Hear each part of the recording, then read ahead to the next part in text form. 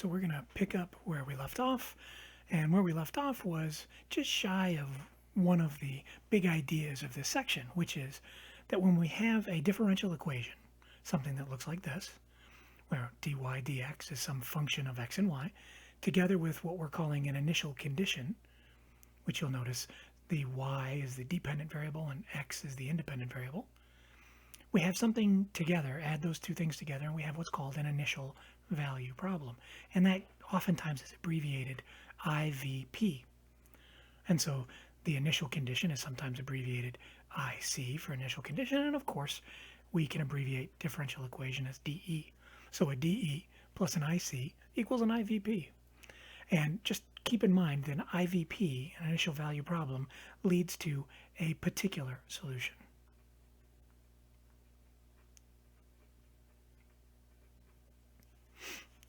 Now, what we're going to do is, instead of kind of paying attention to things analytically, we're going to take a more qualitative approach. And by that, I mean we're actually going to pay attention to the differential equation itself. We're going to focus on the differential equation and see what we can learn just by examining it. So we're going to start off by writing something that we know about this differential equation. And what we know is that that P, that stands for population. So we know that P of T has to be greater than or equal to 0. And we know this because, reality. You can't really talk about a negative population. That wouldn't mean anything in the context of bacteria or people or cars or whatever. Negative quantities don't really mean anything in that context.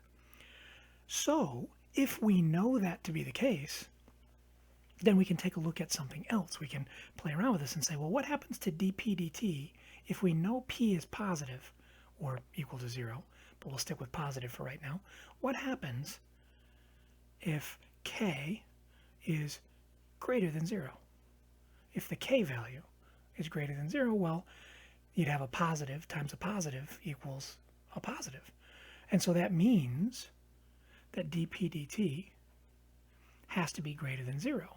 And of course, we have a name for that, the reality name for that. We call that population growth. Because the rate of change of population is positive, that means growth. And likewise, if k is less than 0, then dp dt is going to turn out to be less than 0 because you'd have a negative times a positive, and that would always be a negative. So that means dp dt is less than 0, which of course we have a name for. We call that population decay. And so the decay of a population over time, let me fix that. The decay of a population over time means that your population isn't growing, it's shrinking. And so this equation can do double duty. It all comes down to what's happening with k, because p has to be positive, but k doesn't necessarily. So if the population is exactly equal to 0, what does that say about the growth of the population? And again, we're going to stick with the context where we're talking about growth here. But if population is exactly equal to 0,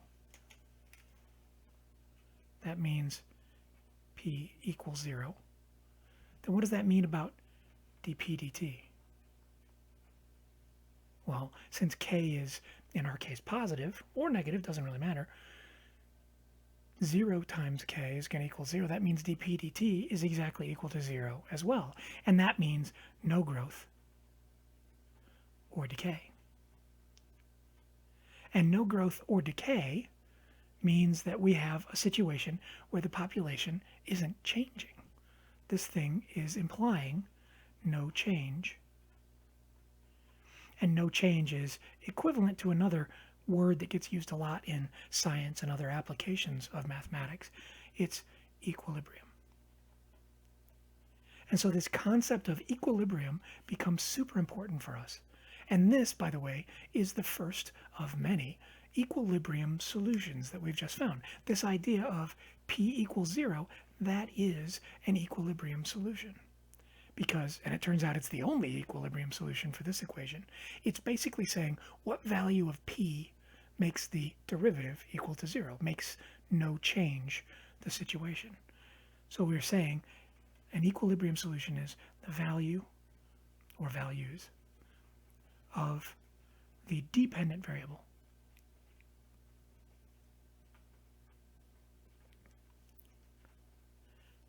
that yield no change. And by that we mean the derivative equals 0.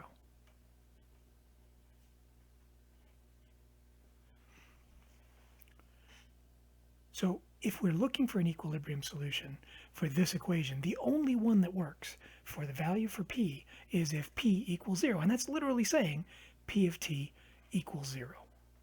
So at any given time, the population equals 0, because if the population equals 0, you're not going to have any growth. But what about other values of population? Well, if we stick with this idea of we're talking about growth, so a positive k value, then no matter what we throw at this equation for an initial value, so if we say p of 0 equals 5, or p of 0 equals 50, or p of 0 equals 500, no matter what we plug in here for our initial value of our population, we're seeing larger and larger as we go down the list here. Initial, so larger initial populations. What does that mean for my dp dt? Well, remember, dp dt is equal to k times p. So if k is positive and I throw in larger and larger initial populations, then that means dp dt must be getting larger and larger. So larger initial populations leads to larger growth. So the bigger the initial population, the faster the growth. That's another way of saying it.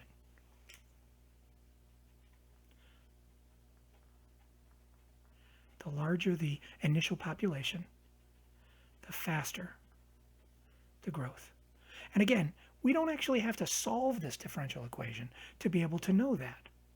We see it in the equation. If the population is larger, then the rate of change is going to be larger and positive because k is positive, and so is p. So what that looks like on a graph, we can see on the next page. So let me grab my next page of notes here and throw this up.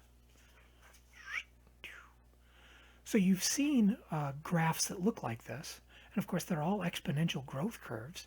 But notice how what we're really seeing going on here are specific curves that correspond to specific places on this axis. And all of these really are corresponding to different initial populations, right? These are all different initial population values. And what they result in up here, or all along here, are all different. And I'm going to put it in parentheses, but it's important, and unique solution curves. So what we're seeing is different initial conditions lead to different and unique solutions. So keeping in mind that we have a rate of change that's proportional to the population size, we expect to see exponential growth like that. And looking at this, this graph, you can see that each one of these initial conditions leads to a distinct and unique curve. So the p-intercept on our graph corresponds to the initial population.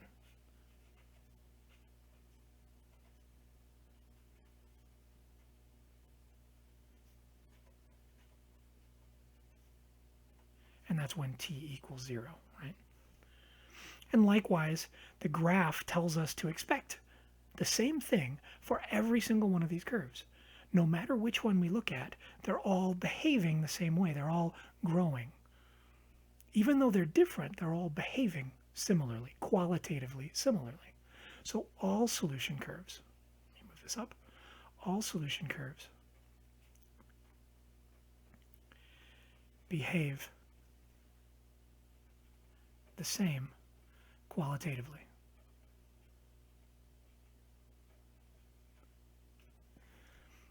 And we can write that a couple of different ways. We can say, for example, that solution curves grow faster over time, right? We could just as easily turn that statement into a more mathematical statement if we wanted to. So for example, I could say as t approaches infinity, as t gets bigger, then p of t is also going to approach infinity. It's getting bigger, right? It's a little bit more mathy. But recognize that this is actually a limit-based argument. We're making an argument here that's limit-based. And so the other way that we could say the exact same thing is the limit as t approaches infinity of p of t equals infinity. Or it heads towards infinity, I guess you could say. But all three of these things, all three of these statements, they really are saying the same thing.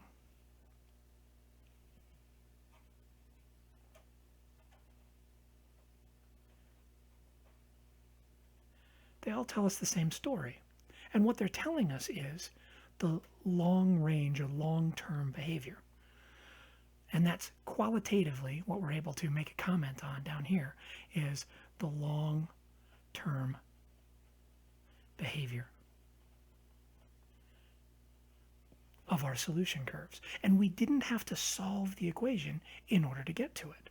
We didn't have to solve the equation to come up with the long-term behavior for the solution, right? So that's pretty impressive.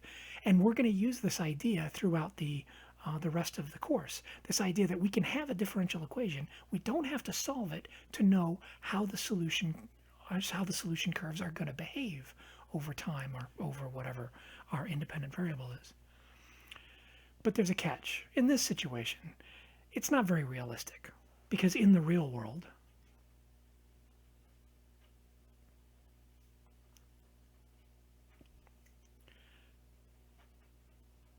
growth can't last forever.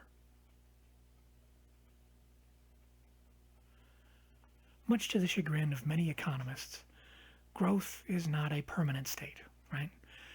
And if it is, then you should plan on that changing, right?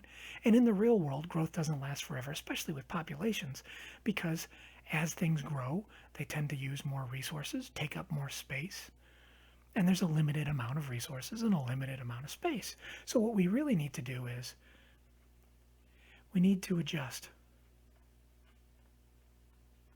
our model